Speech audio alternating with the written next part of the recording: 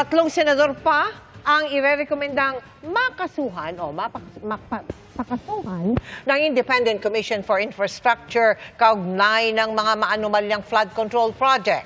Nag-inspeksyon din ang ICI sa mga proyekto kontra baha sa Ilocos Norte. Ang kanilang nakita sa pagtutok ni Joseph Morong. Ininspeksyon ni Independent Commission on Infrastructure o ICI Special Advisor Rodolfo Azurin Jr. at Public Works Undersecretary Arthur Visnar ang mga flood control projects sa Vintar, Ilocos Norte, kabilang ang nasa Bongo River at Sinigpit Creek.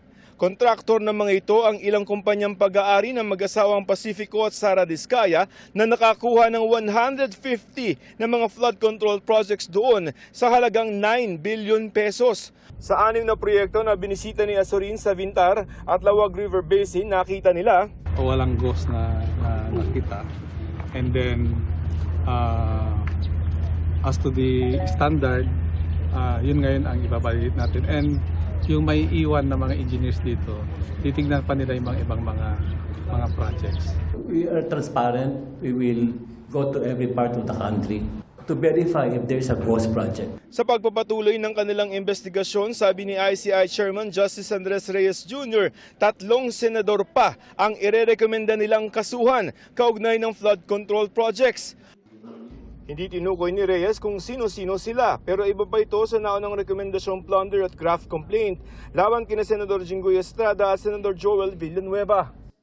Bukod sa 2 senador, may 2 kongresista, si dating Congressman Saldi Co at dating Caloocan 2nd District Representative Mitzi Kahayon Uy o kabuuang 4 na mga mababatas ang inirekomenda na ng ICI na kasuhan ng Ombudsman. Sa executive order na bumuo sa ICI, may kapangyarihan ng komisyon na magrekomenda ng mga state witness, mga kasabwat sa krimen na pwedeng gamitin ng gobyerno laban sa mga sangkot sa anomalya. Sabi ni Reyes, Yes, we'll be using that. We will see if we recommending maybe. Isinimite naman ngayong araw ng ICI ang ika-5 nitong rekomendasyon sa Ombudsman. Ang kasuhan din ng graft malversation at iba pang kasong kriminal sina dating DPWH Bulacan 1st District Engineer Henry Alcantara, dating Engineer Bryce Erickson Hernandez, Engineer Ernesto Galang at 3 iba pang opisyal ng DPWH Bulacan. Kaugnay yan ng 74 million peso ghost flood control project sa Hagonoy, Bulacan. Pinakakasuhan din ang may-ari ng kontraktor na Darcy and Anna Builders and Trading na si Darcy Kimmel Raspecio. Ang rekomendasyon ay base sa report ng Commission on Audit o COA na nagsabing walang istrukturang itinayo sa lokasyong sinabi sa proyekto kahit pa binayaran ito at inineklarang tapos na Oktubre noong isang taon.